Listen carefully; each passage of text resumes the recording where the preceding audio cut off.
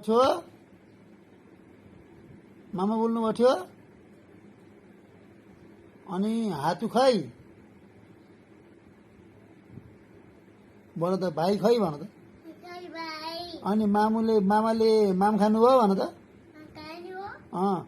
पापा खानुभयो कि माम खानुभयो भन त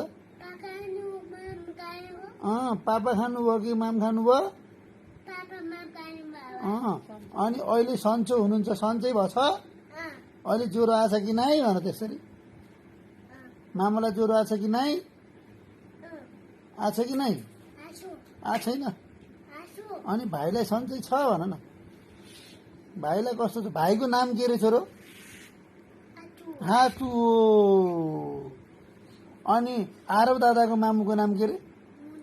मुना हो अनि तल दादाको मामुलाई के भन्ने अरे तलको दादाको मामुलाई आगमन दादाको मामुलाई के भन्ने तल को बस्नु त तल विष्णु हो अनि तिम्रो मामुको नाम चाहिँ के हो त नि